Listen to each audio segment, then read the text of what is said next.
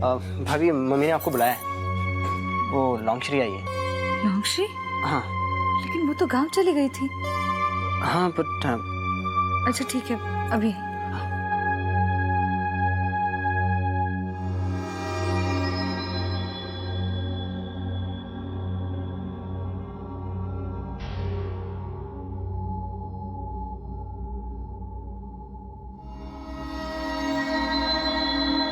हम उस वक्त इस घर से चला गया जब इस घर को आप सब लोगों को हमारी जरूरत थी, लेकिन हम क्या करता, हम किस मुंह से आप लोग के सामने आता।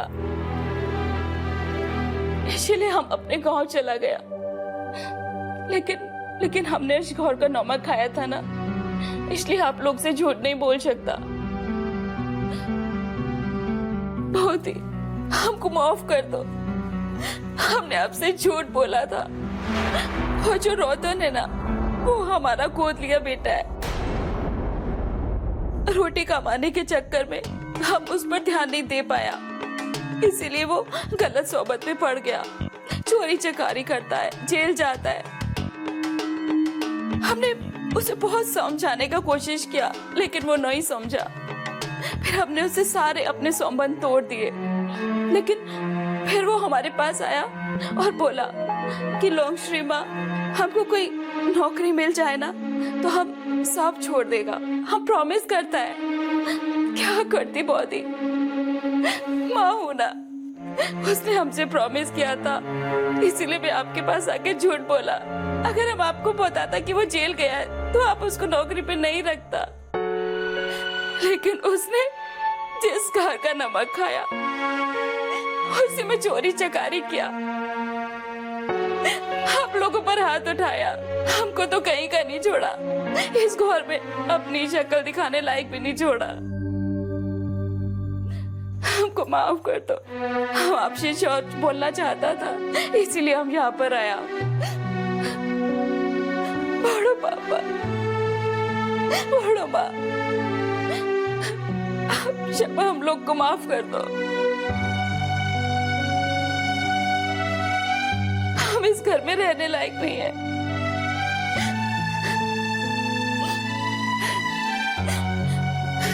लॉन्गश्री जी, आपने अपनी गलती मान ली, यही बहुत बड़ी बात है। सच तो ये है कि रतन ने आपको भी धोखा दिया। मैं इतना जानती हूँ कि सच्चे लोग झूठ का बोझ लेकर नहीं जी सकते, और इस दुनिया में सच्चे लोग मिलना बहुत मुश्किल है। आप चाहें तो इस घर में अपना काम फिर से शुरू कर सकती हैं। क्या बहुत बड़ा दिल है आप लोग का। हे काली माँ, इस घर को और इस घर के लोगों को हमेशा बुरी नजर से बचाना। हम रसोई में जाता।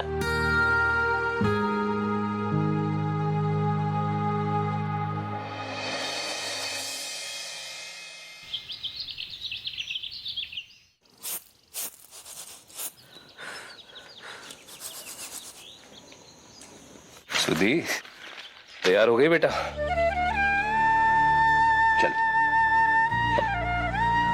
कोई चिंता मत करना और इधर उधर की बिल्कुल मत सोचना, समझी? चल, शाबाश। ए सुधा, 2 मिनट रुक, मैं तुझे छोड़ देता हूँ। नहीं दीपू, मैं चली जाऊंगी। अरे अकेले कैसे जाएगी तू? मैं चल रहा हूँ ना, मैं छोड़ दूंगा। नहीं दीपू, मैं अकेले ही जाना चाहती हूँ। अरे ऐसे कैसे अकेले जाना चाहती हूँ? बेटा, हर इंसान को जीवन में अकेले ही चलना पड़ता है। अरे मैं जानता हूं तुझे सुधी की बहुत फिक्र है, पर बेटा अपने प्यार को इसकी कमजोरी मत बनाना, बल्कि इसे हिम्मत दे कि ये जीवन के हर मोड़ पर अकेली चल सके। शाबाश बेटा, जा तू।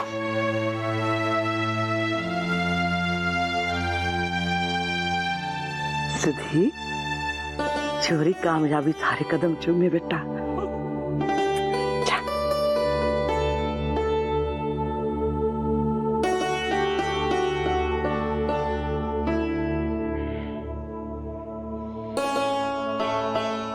खुश रहे, अपना ख्याल रखना। जा।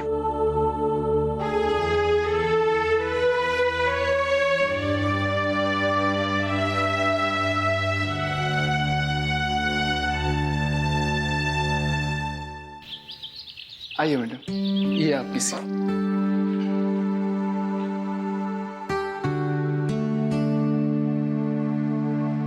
अब सुनिए, जी मैडम। ये फूल एक साहब आए थे सुबह सुबह, आपके लिए रख गए हैं। वहाँ कार्ड भी है फूलों के साथ। Thank you.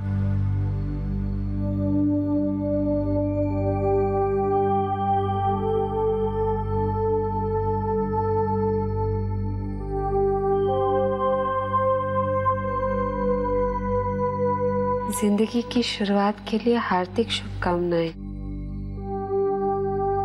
उदय,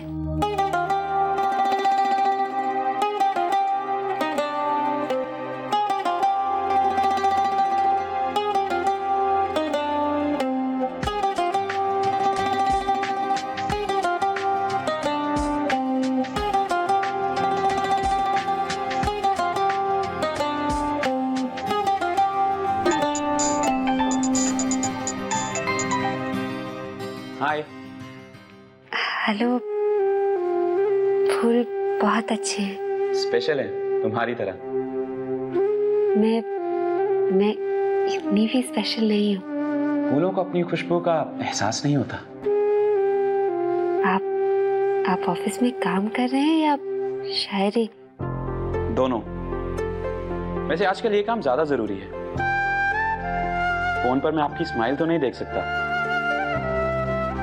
आप चाहें तो कुछ कह भी सकती हैं। वेल, मुझे खामोशी ही समझनी होगी।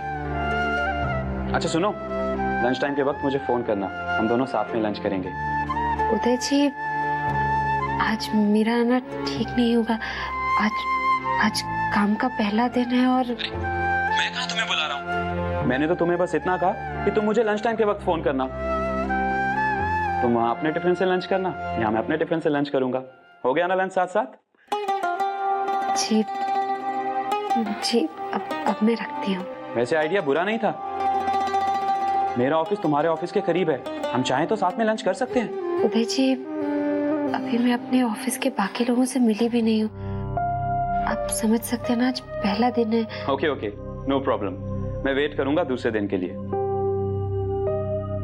Till then, good bye. Bye.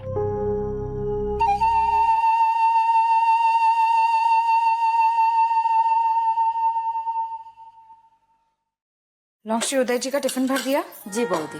Driver के हाथ से उनके ऑफिस भिजवा दो। जी। और हाँ, पंकज जी के ड्राइवर को बोलो उनकी गाड़ी गैराज से निकाले।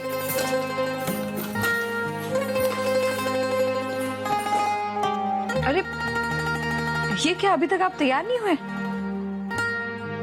पंकज जी, कॉलेज के लिए देर हो जाएगी। अच्छा ठीक है, आप जल्दी से नहा लीजिए, मैं आपके कपड़े निकाल कर रखती हूँ।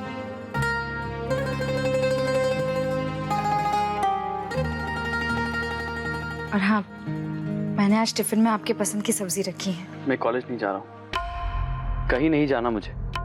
मेरे स्टूडेंट्स मुझसे ये उम्मीद लगाए बैठे हैं कि मैं उन्हें जिंदगी में सही रास्ता दिखाऊंगा। जो आदमी बिना छड़ी के खुद नहीं चल सकता, वो किसी को क्या रास्ता दिखा सकता है? दुनिया जानती है कि मेरे पति ने कितने लोगों को जीने की प्रेरणा दी है। शिशु मंगल की पूजा सबसे बड़ा उदाहरण है। उसकी आंखों की रोशनी जाने के बाद आपने उसे फिर से जीना सिखाया था। आज वो अपने आप को किसी से कम नहीं मानती। और आप? हमारे मानने से कुछ नहीं होता ज्योति। हकीकत तो यही है कि मैं एक अंधा हूं, एक अपाहिज, एक आम इंसान नहीं हूं मैं।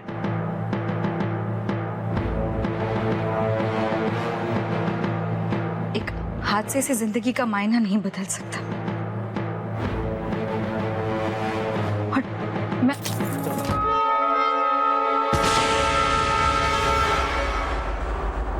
मुझे भाषण देना बंद करो ज्योति। मैं कोई बच्चा नहीं हूं जो तुम मुझे भाषण देती जा रही हो। और प्लीज मुझ पे तरस खाना बंद करो। जाओ यहां से। कुछ देर के लिए मुझे अकेला छोड़ दो। इतना तो कर सकती हो ना तू मेरे लिए?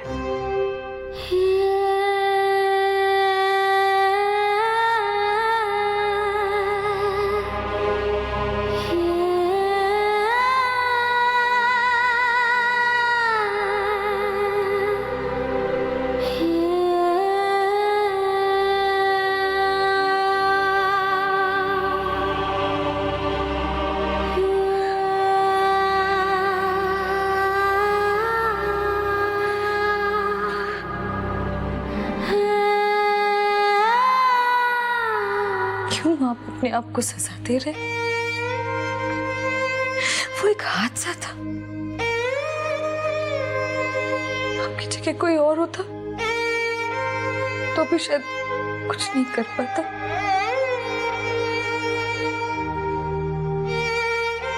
लेकिन आप कुछ भी कहे, मैं आपसे दूर नहीं जा सकती।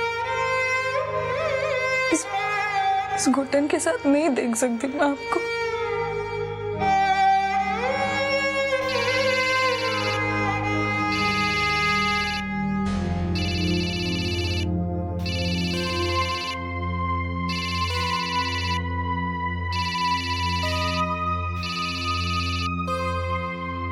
हेलो हेलो ज्योति दीदी।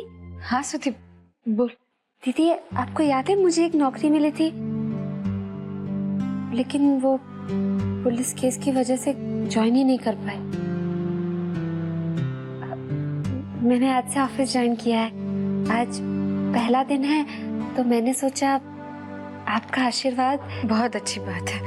मैं बहुत खुश हूँ तेरे लिए, और मेरा आशीर्वाद हमेशा तेरे साथ है। दीदी आपकी आवाज, आप ठीक है ना? नहीं, मैं बिल्कुल ठीक हूँ। पता नहीं क्यों ऐसा लगा कि आपकी आवाज, आप खुश तो है ना दीदी? पगली तू मेरी फिक्र मत कर, मैं ठीक हूँ, कुछ नहीं हुआ मुझे। तू अपना ख्याल रखना और टाइम से खाना भी खा लेना। हाँ हाँ। अच्छा चल मैं अब रखती हूँ, शाम को घर पर फोन करूंगी, ठीक है? बाय। बऊदी, जैसा आपने हमें बोला था ना, वैसा हमने बड़े बाबू के लिए सूप बना दिया है। आप कहे तो हम उन्हें दे आए? नहीं, मैं खुद लेकर जाऊंगी। उन्हें कुछ दवाइयाँ भी देनी है ना। तुम ट्रे तैयार रखो, मैं अभी आई। जी।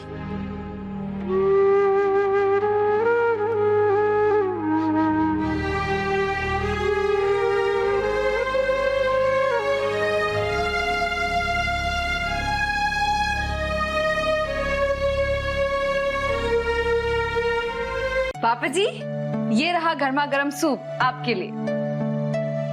थैंक यू बेटा। मम्मी जी, चलिए उठिए।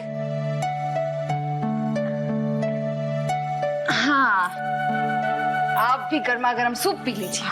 नहीं बेटा, अभी बिल्कुल मन नहीं कर रहा है। क्यों मन नहीं कर रहा है? आपको पीना पड़ेगा। आज मैंने इसे थोड़ा सा स्पाइसी भी बनाया है। बहू के रूप में माँ मिल गई है मुझे इस उम्र में, मानोगी नहीं तुम। लाओ।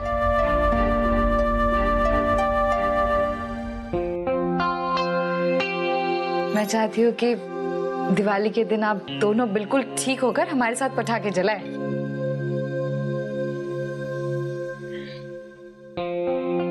बस बेटा, बहुत हो गया। अरे बस कैसे, बस और 2 चम्मच फिर खत्म हो जाएगा। हाँ, that's good. पापा जी,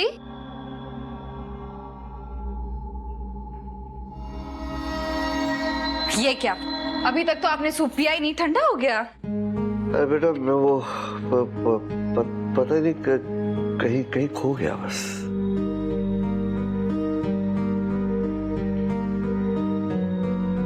मैं पूरी कोशिश कर रही हूँ इस घर को संभालने की, इस घर की खुशियां वापस लाने की, लेकिन शायद मेरी ही कोशिश में कोई कमी रह गई है। नहीं कर पा रही हूँ मैं। सॉरी बेटा, ऐसी ऐसी कोई बात नहीं है। हम बहुत खुश हैं।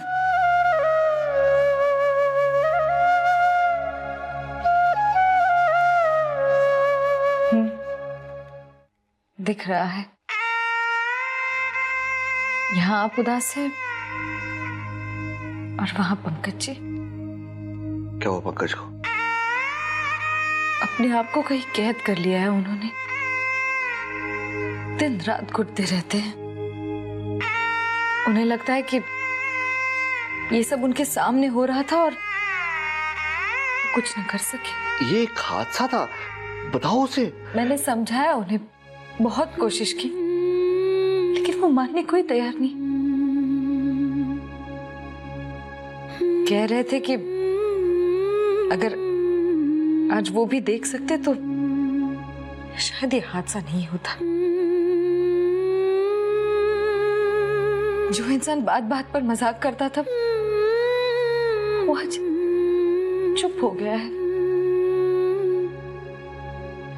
ना कॉलेज जा रहे और ना मैं पंकज जी को इस हालत में नहीं देख सकती। देख बेटा, हर परिवार समुद्र में चलने वाले एक जहाज की तरह होता है और उस जहाज का एक कैप्टन होता है। इस वक्त बेटा, इस परिवार की तुम कैप्टन हो। ये तुम्हारी परीक्षा की घड़ी है।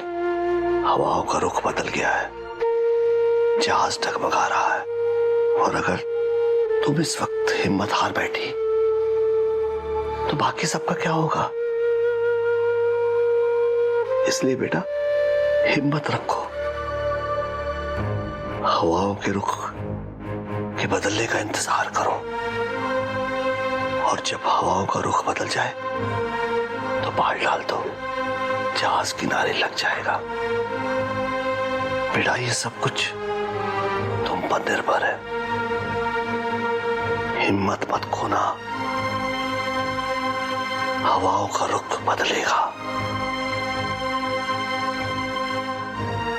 तुम्हारे पापा बिल्कुल सही कह रहे हैं बेटा, और मुझे पूरा विश्वास है कि पंकज को तुम इस तूफान से जरूर बाहर निकाल लाओगी।